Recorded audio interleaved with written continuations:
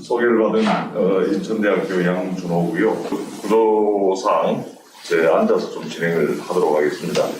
사실 20분 정도로 이제 발제를 좀 맞춰야 되기 때문에 발제문 내용을 충분히 전달을 드리지 못하고 적절하게 좀 스킵을 해서 진행을 하도록 하겠습니다. 오늘 주제는요, 지역화폐 협동조합에서 사실은 좀 정해주셨어요. 지역화폐의 민과 관 사이의 어떤 협력 방안에 관해서 발제를 해달라 이런 말씀을 주셨는데, 이제 이 민과 협력 방안을 우리가 구상하고 제안하기 전에 지역화폐가 가지고 있는 좀 본질에 대한 이해가 좀 필요합니다. 이 본질 자체가 사실 담론화되어야만이 지역화폐와 관련된 협치의 여지가 생겨나거든요. 근데 여러분들 잘 아시다시피 우리나라의 지역화폐라고 하는 것은 옆에 한반도 해체 운동을 하셨던 우리 김성호 이사님도 계십니다만, 사실 그런 어떤 지역화폐라기보다는 지역사랑 상품권이죠.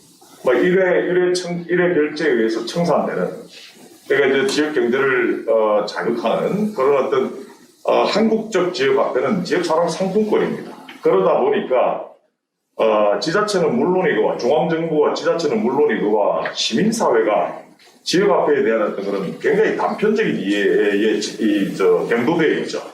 지역사랑 상품권 이콜 지역화폐라고 하는 항등식에 빠져 있습니다. 그래서 지역화폐 본질을 우리가 잠깐 살펴보고 그 본질을 담론화하고 대중적으로 공유해야 될 필요가 있다.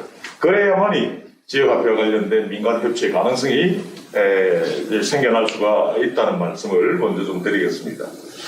저는 지역사랑 상품권, 이거 사실은 적실한 정책이라고 생각을 합니다. 지역화폐 논쟁에도 뛰어들었고요.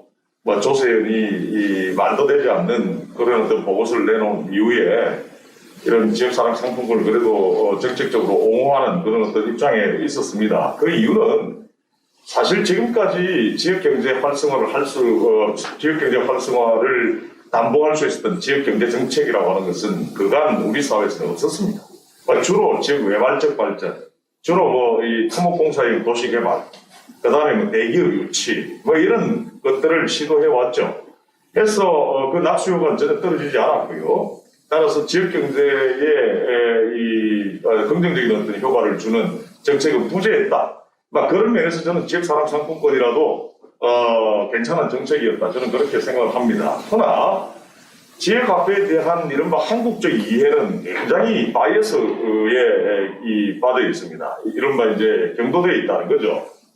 말씀하신 대로 경제정책용으로만 인식하고 있다는 겁니다. 공동체를 활성화한다든지 같은 어떤 이념을 가지고 있는, 같은 문제의식을 가지고 있는 사람들끼리의 커뮤니케이션을 활성화하는 이른바 언어로서의 지역화폐에 대한 이해는 부재하고 있습니다. 니시베 마코토라고 하는 세계적인 지역화폐 운동가이자 연구자인 일본의 이 교수, 센슈대학 교수가 있습니다. 니시베 마코토 같은 경우에는 지역화폐는 화폐로서의 기능과 언어로서의 기능, 이 양면적인 어떤 성격을 가지고 있는 것에 그 본질을 찾고 있는데요. 우리 한국에서는 이른바 언어로서의 지역화폐에 대한 이해가 좀 죄송스러운 얘기지만 천박한 그런 어떤 상황에 있다, 이렇게 말씀을 드릴 수가 있겠습니다. 그래서 지역화폐라고 하는 것은 도시 공동체를 복원시켜내고 그 공동체 구성원들 간에, 그러니까 나아가서 또 여러 다른 어떤 공동체들 간의 어떤 커뮤니케이션을 살려내서 결국은 마을을 살리고 공동체를 살리고 도시를 살리는 그런 어떤 수단으로 봐야 하는데, 이 문제의식 자체가 우리 사회에서는 없는 거죠. 그래서 언어적이고 윤리적인 어떤 목적, 본질을 갖고 있는 것이 지역화폐다라고 하는 문제의식을 앞으로 저희들은 담론화하고 대중화해야 될 필요가 있다는 말씀을 좀 드리겠는데요. 이건 제가 구체적으로 좀 설명을 하지 않고 좀 스킵을 좀 하도록 하겠습니다. 여러분들 발제문을 참고를 좀 해주셔야 될 텐데요. 하나 말씀드리고자 하는 것은 물리적인 어떤 공간 내부에서의 어떤 커뮤니케이션만을 담보하는 게 아닙니다. 이 언어로서의 지역화폐는 예를 들어서 특정한 어떤 가치, 관심, 그러니까 대선 내에서 어떤 이 환경 생태 문제에 이 교감을 하는 어떤 공동체, 예를 들어서 어떤 노동자들 그리고 또는 이 소비자들끼리의 공동체, 복지, 뭐 심지어는 어떤 페미니즘, 뭐 이런 것들을 공유하는 이념적 차원의 커뮤니티까지 포괄하는 것이 이른바 언어로서의 지역화폐가 통용될 수 있는 이른바 공간이다. 보이지 않는 공간이다. 이렇게 말씀을 드리겠고요. 그래서 같은 문제의식과 이념을 공유하는 이른바 운동적 공간. 이 운동적 공간. 뭐 예를 들어서 우리가 이제 뭐 저 박형쌤하고도 뭐 이런 텔레그램이라든지 이런 걸로 저희들이 소통을 많이 하는데 조국균 교수님과도 같은 어떤 경제학자들끼리 저희들 뭐 단톡에서 소통을 많이 하는데요. 이와 같은 뭐 회의를 위한 단톡방, 뭐 NGO와 같은 이런 어떤 다양한 어떤 운동 조직, 커뮤니케이션 공간, 이런 어떤 공간에서도 언어로서의 지역화폐는 통용되고 있고 또 통용될 수 있다라고 하는 것도 우리가 문제의식으로 삼아야 할 필요가 있겠습니다. 그래서 이제 공동체 내에 또 생산과 소비를 연결시키는 등 그들만의 이제 경제적인 가치를 지켜낼 수 있다라고 하는 것이 언어로서의 지역화폐가 화폐로서의 기능을 발휘하는 부분이다. 이렇게 말씀을 드리도록 하겠습니다. 자, 이제 좀 이걸 좀 스킵을 좀 하도록 하겠고요. 그 다음에 이제 지역화폐 그런 어떤 각기 다른 어떤 이념적 가치별로 예를 들어서 뭐 대전에서 아까 말씀드렸듯이 여성운동 하는 어떤 이 그룹들이 지역화폐를 하고 있다. 그 다음에 어떤 공동체 복원 또는 뭐 도시 재생 이런 어떤 다양한 어떤 사안들 그리고 다양한 어떤 이념적 가치별로 사용되어 오던 개별적으로 운영되어 오던 지역화폐가 그 운영상의 다양한 어떤 지역화폐 운동들끼리 기술적으로 연대적으로 통합도 가능해지고 있고 실제로 독일 같은 경우는 키무가우어라고 하는 유명한 지역화폐가 있습니다. 키무가우어 역시 이제 언어로서의 지역화폐와 이 화폐로서의 어떤 지역화폐의 기능을 양면적으로 이제 이 견지하는 것에 굉장히 주력하고 있는데요. 이 키무가우어 역시 초창기에는 그 지역에 있는 다양한 어떤 언어로서의 지역화폐가 기술적 연대적으로 통합되어가지고 구축된 것임을 우리가 좀 주목해 봐야 될 필요가 있다는 말씀을 드리겠고요. 그래서 지역화폐를 통해서 조정 가능한 어떤 경제적 공간의 범위는 더욱더 넓혀 나갈 수가 있다. 이렇게 말씀을 드릴 수가 있겠습니다. 결국은 법정 화폐가 아닌 지역화폐를 중심으로 상품과 서비스가 거래되는 어떤 뭐 대안적 경제사회라고 그럴까요? 그런 어떤 이 미래의 뭐 좀 어떤 대안적인 지역사회 시스템의 폭과 가능성을 넓힐 수 있다. 이건 뭐 일반적인 내용이기 때문에 넘어가도록 하겠습니다. 그 다음에 이제 이 지역화폐는 범용형 플랫폼이라고 볼 수가 있겠는데 다양한 공동체가 네트워크를 구축하기 위한 범용형 플랫폼으로 우리가 인식을 해야 될 필요가 있겠고요. IT 기술 같은 것들은 이것을 충분히 기술적으로 가능케 해준다라고 저는 보고 있습니다. 따라서 이제 얘기를 좀 정리를 좀 하겠습니다. 지역화폐라고 하는 것은 화폐적 측면, 이른바 지역경제를 활성화하는 소비수단으로서의 화폐적 측면과 지금까지 제가 오늘 말씀드렸던 어떤 언어적인 측면, 커뮤니케이션 수단으로서의, 커뮤니케이션 미디어로서의 지역화폐, 이 양면적 측면을 가지고 있는데 이와 같은 지역화폐의 양면성은 기존의 어떤 시장이나 국가와는 전혀 다른 새로운 커먼즈의 영역을 저는 개척해낼 수 있다라고 저는 확신하고 있고요. 이런 이것도 좀 넘어가도록 하겠습니다. 그래서 지역화폐가 꿈꾸는 것이 이런 어떤 대안적 지역사회라고 하는 것이고요. 비단 이런 소비를 활성화하거나 여기 유출을 막는 것뿐만 아니라 지금 우리 한국적인 어떤 인식을 넘어서서 그런 어떤 대안적인 그 경제사회 지역 경제사회 시스템을 구축하는 것이라고 하는 것을 우리가 인식해야 될 필요가 있다 이렇게 말씀을 드리겠습니다. 그렇다면 이런 어떤 지역사랑 상품권이 범람하고 있는 우리 이 시대에서 우리가 생각하고 조금 천착해 나가야 할 과제 몇 가지를 제가 말씀을 드리겠는데요. 지역화폐가 가지고 있는 어떤 본질적 양면성, 이 양면성을 고려한 정책과 시민 실천이 이제 앞으로 천착해야 된다. 지금 대덕구에서도 지금 과장이 나와 계십니다만 대덕구도 사실은 이전에 와서 저 대전시에 제가 강의를 한 적이 있는데 대덕보다 사실은 지금 화폐로서의 기능에만 초점을 맞추고 있습니다. 이거는 한국적 지자체가 어쩔 수 없습니다. 그 경로 의존성 상에서. 그래서 저는 이 모처럼의 지역화폐, 지역사랑상품권 붐이 지금 불고 있는 이때 오늘 말씀드렸던 지역화폐의 양면성을 고려해서 지역화폐 정책과 지역사랑상품권 정책과 이른바 은으로서의 지역화폐를 위한 시민 실천이 업그레이드 돼야 되는데, 결론을 말씀드리자면 공동체를 복원하는 은으로서의 지역화폐가 지역에 이른바 인스톨링 될 때 지역사랑상품권, 이른바 화폐로서의 지역화폐도 사실 확대 재생도 안 될 수 있다는 거죠. 이른바 화폐로서의 지역화폐의 승부처는 지역화폐의 발행량과 유통속도에 있습니다. 발행량이 많으면 많을수록, 그리고 유통속도가 빠르면 빠를수록 화폐로서의 지역화폐의 기능은 더욱더 극대화될 수 있는데요. 지금까지의 여러 세계 주요 도시 지역화폐에 관련된 실증 연구를 보면 화폐로서의 지역화폐가 성공한, 예를 들어서 브리스톨 파운드라든지 킹과우라든지, 그 다음에 일본의 피너츠라든지, 그 다음에 최근에 지금 유럽에서 주목받고 있는 바르셀로나 북동부에 있는 미인캄이라든지, 이런 어떤 지역화폐들을 보면 주로 공동체적인 지역화폐의 인프라스트럭처가 잘 깔려있는 도시라고 하는 점이죠. 따라서 공동체적인 어떤 지역화폐는 화폐로서의 지역화폐, 이른바 경제활성화형의 지역화폐의 전제 조건이기도 하고, 이른바 달성 결과이기도 하다, 목표이기도 하다, 이렇게 우리가 인식을 해나갈 때 우리는 지역화폐 정책과 관련된 민간 협치의 가능성을 더욱 추출해낼 수가 있다는 말씀을 좀 드리겠고요. 여러분, 우리나라에서는 아직까지도 학계에서도 지역화폐를 로컬 큐런시라고 표현하고 있습니다.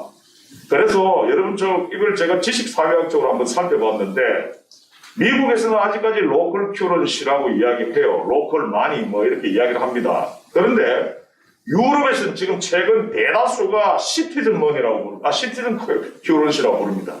이게 무엇 때문이냐 하면, 이른바 지역화폐가 가지고 있는 가장 중요한 하나의 어떤 요소 중에 하나가 바로 시민성이거든요.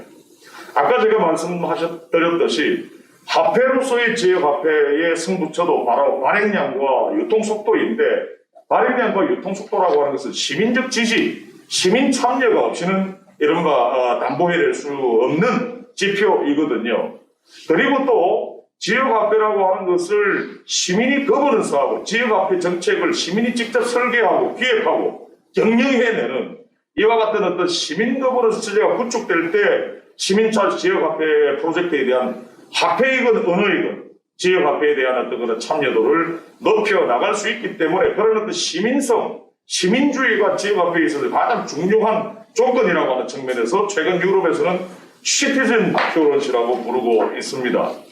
그와 같은 경험적인 어떤 사실을 바탕으로 할 때 저는 지역화폐는 시민에 의한, 시민을 위한, 시민의 화폐라고 저는 보고 있는데, 그런 부분에서 저는 지역을 위한 시민의 참여가 제대로 유도되기 위해서는 이 지역화폐 정책이 시민과 함께 기획되고 경영되어야 될 필요가 있다고 하는 결론을 내는데, 이것이 바로 저는 지역화폐 시대의 우리의 중요한 과제다, 이렇게 보고 있습니다. 그런데 이제 사실은 앞서도 말씀드렸듯이 우리 한국의 지역화폐, 제가 있는 인천이형 같은 경우에는 사실 모금 사례로 손꼽히고는 있습니다만, 갑자기 그냥 캐시백 비율을 급강화시킨다든지 하는 어떤 정책이 탑다운으로 일방적으로 사실은 정책 당국이 일방적으로 결정하는 사례가 굉장히 많고, 그로 인한 어떤 시민적 동료, 이른바 지역화폐에 대한 어떤 시민들의 어떤 회의, 이런 것들이 지금 현재 초래되고 있습니다. 이게 시민사회에 충분한 어떤 소통도 없이 어떤 그 지역화폐 정책을 일방적으로 스웨이핑해 나가고 있기 때문입니다. 그러니까 앞서 말씀드렸던 시티즌 큐런시, 지역화폐의 어떤 본질을 훼손하는 그런 어떤 정책 기조들이 사실은 많이 아직 남아 있다는 거죠. 그래서 저는 지역사랑상품권의 시민적 업그레이드가 우리나라 한국형 지역화폐의 저는 그 연착륙을 담보하는 중요한 조건이다, 이렇게 말씀드리겠습니다. 이제 마지막입니다. 한 6, 7분, 한 5, 6분 정도로 이제 정리를 좀 하려고 하는데요. 그렇다면 지역화폐에 관련된 이 민간협력 방안을 어떤 것들이 구상될 수 있느냐에 대해서 좀 말씀을 드리도록 하겠습니다. 자, 지금까지 저는 지역화폐의 양면성에 대한 이야기를 했습니다. 지역화폐 본질로서의 양면성. 이것이 담론화되고 이것이 대중들에게 공유될 때 이른바 민관 협치의 가능성이 도출될 수 있다는 말씀을 제가 말씀을 드렸고요. 그래서 지금까지의 어떤 지역화폐 본질에 관한 어떤 컨텐츠, 이 근본적 컨텐츠가 일단 먼저 저는 협치 이전에 대중화되어야 된다는 말씀을 드렸고요. 그것이 전제로 되었을 때를 가정했을 때 저는 최근에 유럽에서 이야기하는 코프로덕션이 굉장히 중요하다고 저는 봅니다. 앞서도 잠깐 제가 시민화폐를 언급하면서 강조를 했지만 지역화폐와 관련된 지역사랑 상품권 정책은 한밭렉스라든지 오늘 사례가 4군데 정도 사례를 귀한 사례를 저는 자료집을 통해서 접했습니다만 이런 어떤 공동체적인 어떤 이 지역화폐 이건 지역사랑 상품권이건 저는 그 지역화폐와 관련된 정책과 오늘 사례는 시민실천이겠죠. 지역화폐와 관련된 정책과 시민실천에 공동생산하고 공동결정해야 될 필요가 있다. 코프로덕션. 유럽에서는 지금 그런 어떤 공동결정을 시티즌 큐런시의 가장 중요한 하나의 어떤 등목으로 보고 있고요. 심지어는 바르셀로나 북서부에 있는 비인캄이라고 하는 지역화폐와 관련된 의사결정을요, 바르셀로나에 있는 시민사회와 이 정책당국과의 어떤 협치는 말할 필요도 없고, 유럽 전체의 어떤 지역들과도 횡단적으로 코프로덕션을 하고 있다. 이런 점을 저희들이 조금 주목을 해야 될 필요가 있습니다. 그래서 이런 코프로덕션이 제도화되고 담보될 때 비로소 지역화폐의 양면성이 더욱더 확보되고 저는 양적 확대가 더 담보될 수 있다 이렇게 저는 보고 있습니다. 그 다음에요, 이 지역사랑 상품권, 이른바 지역화폐, 그러니까 화폐로서의 지역화폐에 관한 이 대시민 교육을 기존의 밑에서부터 이 지역화폐 운동 그룹들에게 사실 관이 과감하게 전적으로 좀 위양해야 될 필요가 있다. 저는 그렇게 봅니다. 그래서 지역화폐 운동 그룹과 또는 지역 시민사회가 지역화폐 협동조합 같은 그런 지역 시민사회가 이 지역사랑 상품권과 관련된 어떤 대시민 교육을 저는 수행을 할 수 있도록 과감하게 위임하고 이에 대한 어떤 행정적 지원을 해야 될 필요가 있습니다. 그 다음 세 번째는 지역화폐 인프라를 공유하는 겁니다. 이게 무슨 말씀인고 하면 우리 대덕 부에서도 나오셨지만 지금 현재 지자체가 가지고 있는 이 플랫폼이 있잖아요. 이른바 코나이 플랫폼을 쓰기도 하고 부산 같은 경우에는 KT와 부산은행 플랫폼을 쓰기도 하고 하는데 지역화폐, 지역사랑 상품권의 이른바 인프라스트럭처가 있을 것이고요. 그 다음에 우리 오늘 인천 서구 같은 경우에는 다소 경제 활성화형에 포함되는데 그 외의 어떤 지역 공동체 활성화형의 지역화폐가 또 구축하고 있는 이른바 블록체인 기술이라든지 노원 같은 경우 그렇습니다. 그러니까 블록체인 기술이라든지 어떤 공동체적인 기반이라든지 그러니까 기술적 커뮤니케이션적인 어떤 그 기반을 또 지역사랑 상품권 정책 당국이 활용할 수 있게끔 하는 지역사랑 상품권 정책 당국은 아래서부터 지역화폐 운동이 구축해온 이른바 인적 기술적 인프라스트럭처를 활용하고 역으로 한밭레츠는 다시 또 대덕의 이 지역화폐의 인프라스트럭처를 활용할 수 있도록 해서 양자 모두의 확장성을 담보해 나갈 수 있는 방법. 단 공동체형 지역화폐의 이른바 이념적 지향성을 훼손하지 않는 범위에서 기술적, 인적, 그리고 재정적인 어떤 인프라스트럭처의 쉐어링이 굉장히 저는 중요하다 하는 생각을 하고 있습니다.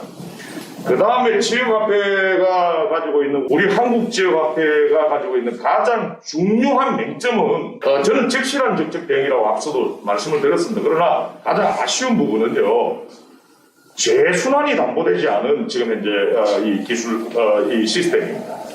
여러분 지금 지역화폐 쓰실 때 어떻게 하죠? 여러분들 원래 은행 계좌에서 쓰고 싶으신 만큼 지역화폐 충전하죠? 충전해서 여러분들 협동조합에 가서 여러분 결제를 하시면 어떻게 돼요? 그것으로 그냥 법정화폐는 태관되어 버립니다. 그죠? 1회 결제 후 바로 청산입니다. 이게 바로 상품권이란 말이에요. 근데 화폐가 되기 위해서 어떻게 돼야 되죠? 그 지역화폐로 결제를 해준 그 상점가에 있는 상인이 그것으로 다시 도매업자로부터 뭔가 물건을 떼올 때 그걸 다시 화폐로 쓸 수가 있어야 된단 말이에요. 도매업자들은 다시 그것을 어디 생산자로부터 구입할 때 그걸 또 쓸 수 있게끔 하는 제1차 유통, 2차 유통, 3차, 4차, 5차 유통, 연속적인 어떤 화폐 유통이 필요합니다. 이걸 리서큘레이션이라고 보통 해서 지금 현재 유럽과 미국, 일본의 지역화폐 정책의 어떤 모범적 도시에서 가장 중시하는 어떤 정책적 시민실천적 과제로 지금 간주되고 있다는 거죠.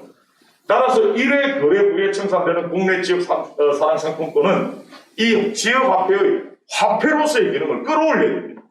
그래야만 지역화폐라고 하는 이름을 얻을 수가 있다는 것이죠. 그런 면에서 저는 이런 어떤 지역화폐의 재순환을 끌어올리기 위해서 민관이 그러니까 지자체와 우리 지역화폐 운동을 밑에서부터 해왔던 운동그룹들이 공동으로 기술 개발하고 해야 하는 지자체 지원을 통해서 지역 공동체의 재순환율을 끌어올릴 수 있도록 하는 운동을 민관이 함께 해야 될 필요가 있다는 것을 강조드리겠고요. 앞서 제가 시민화폐와 관련된 얘기와도 동일한 어떤 맥락이 있습니다만 이제 지자체에서 저는 장기적으로 시민사회로 이 지역화폐에 관련된 모든 어떤 운영 주체를 시프트시켜 나가야 될 필요가 있다. 그러니까 지금은 지자체가 잘하고 있습니다. 저는 지역사랑 상품권은요. 대득 같은 게 굉장히 먼저 치고 나간 거 제가 다 알고 있습니다. 지역화폐의 어떤 발행과 운영, 관리, 책임 이 모든 것들을 지금 현재는 지자체가 지고 있지만 이것을 시민으로 무게중심으로 옮겨야 될 필요가 있고요. 시민들이 직접 지역화폐를 설계하고 발행하고 운영 비용은 지자체가 부담하는 그런 의미에서 동경의 아톰 같은 경우는 아주 소규모에 불과합니다만 아주 모범 사례이고요. 브리스톨 파운드도 여러분 잘 아시다시피 브리스톨 지자체 하지 않습니다. 주로 노동당에 속해 있는 지역의 시민사회가 이 브리스톨과 관련된 발행, 운영, 표관 그리고 비용까지 다 지금 책임을 지고 있는데요.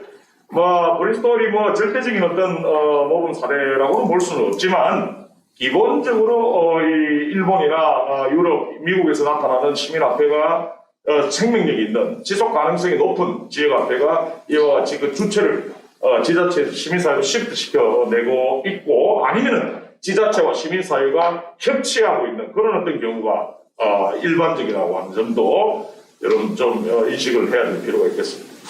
지금 우리나라의 지역화폐는 여러분 어떻습니까? P2B죠. 그러니까 우리 개인 소비자와 아까 이야기했던 상점과 사이의 결제를 매개하는 어떤 수단으로서 지역화폐, 지역사랑 상품권이 쓰이고 있습니다. 근데 저는 이걸 B2B로 업그레이드 해야 된다고 보거든요. 그러니까 우리 대전에 볼펜 만드는 최종 세트 메이커가 있다고 그러십시다. 그러면 볼펜을 만들기 위한 아주 중요한 원자재 또는 중간재가 바로 볼펜용 볼펜용 스프링이겠죠. 그러면 보통 볼펜 만드는 회사가 스프링은 다른 데 가서 조달해 옵니다. 따라서 지금 대전 안에 있는 볼펜 만드는 최종 세트 메이커와 스프링을 만드는 회사 사이의 산업관계, 산업거래도 지역화폐로 매개될 수 있도록 해야만이 저는 이 지역화폐의 양적인 어떤 이 확대 재생산이 가능해진다라고 저는 보고 있고 이것이 지역의 내부적 발전, 이른바 지역 순환 경제의 가장 중요한 저는 과제라고 저는 보고 그것이 지역화폐가 또 반드시 업그레이드 돼야 될 저는 정책 과제라고 보는데요. 이를 위해서 지방자치단체는 지역화폐를 통한 산업거래에 참여하는 기업들에게 행정적 지원을 제공하고 기업은 어떤 조달거래의 일정 수준을 지역화폐로 활용하는 기업도 민이잖아요. 그래서 기업의 어떤 이와 같은 참여도 저는 지역화폐 민관협력 방안의 하나로 저는 인식을 하고 있습니다. 그 다음에 지역의 시민사회는 어느 기업들이 이러한 어떤 프로젝트에 참여를 잘 하고 있는지를 시민적으로 모니터링하는 분업도 가능하다는 저는 생각을 합니다. 그 다음에 이제 7번인데요. 저는 지역사랑 상품권 통해서 기금을 좀 조성을 해서 우리 한밭레츠와 같은 이른바 공동체형 이 지역화폐를 좀 전면적으로 지원을 해야 된다. 이건 여러분들의 논쟁 사항입니다. 이걸 지원을 받아야 되는 것인지 아닌지는 아마 밑에서부터 어떤 지역화폐 운동을 하시는 분들에게는 굉장히 델리케이트한 하나의 어떤 측면이라고 저는 봐지는데요. 제 제안으로는 이게 중앙정부로부터 이른바 지역사랑 상품권 관련된 예산 지원이 계속되는 것을 전제로 할 때 여러분, 캐시백 지원을 위한 예산 투입은 앞으로 한 3년간은 늘어날 겁니다. 그러나 이게 계속해서 늘어나진 않거든요. 그러니까 캐시백 비율이라든지 할인율을 이제 내려서 이를 통해 확보 가능한 예산을 활용해서, 그러니까 내려가지고 지자체 차원에서 활용 가능한 그러니까 캐시백 비율을 내리면 일단 중앙정부로부터 받은 예산 중에서 남는 부분이 있을 것 아닙니까? 그래서 저는 오히려 전차 캐시백 비율하고 할인율을 조금 낮춰가지고 남는 그 잉여 예산을 기금화해서 은으로서 이른바 지역화폐 운동 조직에 대해서 이걸 지원하는데, 예를 들어서 이 영국의 랭커셔 주에 있는 프레스턴이나 미국의 오하이오 주에 있는 클리블랜드와 같이 대전의 지자체가 보유하고 있는 공적 자산들, 동산, 부동산, 정보, 지식, 네트워크, 이른바 뭐 앵커기관뿐만 아니에요. 그러니까 지자체는 앵커기관만 해당하는 건 아닙니다. 뭐 충남대학이라든지 뭐 한밭대학이라든지 대형 충남대학 병원이라든지 이런 어떤 지역사회의 앵커기관이 보유하고 있는 공적 자산들을 이 지역 공동체 활성화형 지역화폐 운동에 과감하게 공유하는 뭐 이런 것들이 저는 매우 중요한 그런 과제가 아닌가 하는 생각을 하게 되고요. 그 다음에 지역 금융기관이 맹하게 이렇게 바라보고 있습니다. 지금 우리나라에서는 지금 부산은행이 일부 부산의 지역화폐에서 동백전에 일부 이제 인발을 하고 있는데, 일본의 지역화폐를 보면 지역 공동체 활성화형이건 경제 활성화형이건 어떻든 지역화폐의 어떤 프로젝트 또는 시민 실천에 있어서 지역금융기관이 굉장히 적극적으로 참여하고 있는 사례가 많습니다. 뭐 태관 정도에 참여할 수도 있는 것이고 발행에서 참여할 수도 있는 것이고, 재미있는 것은 브리스톨 파운드에서 브리스톨에 있는 크레딧 유니온, 우리로 이야기하면 신협이죠. 이 신협이 공동체형 지역화폐이건 지역경제 활성화형 지역화폐이건 그들이 발행과 관련해서 큰 역할을 합니다. 어떤 역할을 하냐면 대출을 누가 신청을 했습니다. 그러면서 1,000만 원을 빌려주죠. 딱 1,000만 원 빌려주면서 한 300만 원은 지역화폐로 대출을 하죠. 그렇게 지역화폐로 대출 받는 사람에게는 대출 이자를 낮춰줍니다. 이와 같은 어떤 자기 비용을 물면서 공동체형 지역화폐이건 지역사랑상품권형 지역화폐이건 그와 같은 지역금융기관이 아주 적극적으로 인발도하고 있다고 하는 것을 우리는 좀 이해를 해야 될 필요가 있겠다는 생각이고요. 마지막으로 말씀드리지만 저는 지역화폐는 오늘 말씀드렸듯이 두 가지 측면이 있다고 봅니다. 화폐로서의 지역화폐, 은으로서의 지역화폐. 그리고 정책과 어떤 운동 차원에서 보더라도 그 양자로 구분될 수가 있습니다. 그러나 그 양자는 저는 대립적인 것이 아니다. 오히려 상호 보완적인 어떤 관계에 있다. 그래서 오늘 제가 양자 간의 어떤 가지고 있는 고유의 인프라스트럭처 또는 네트워크 또는 지식 그리고 어떤 기술적인 어떤 기반 이런 것들을 서로 공유를 할 수 있을 때 저는 큰 효과가 나타난다는 것. 그리고 시민화폐로서의 어떤 그런 지역화폐가 지역화폐의 어떤 본질이기 때문에 과감하게 이제 시민사회로 지역화폐와 관련된 어떤 운영이 시프트 될 때 저는 민간 협력의 가능성과 여지는 더욱더 커질 수 있다라고 하는 것을 마지막 끝으로 재차 강조드리면서 제 발제를 이 정도로 정리하도록 하겠습니다. 고맙습니다.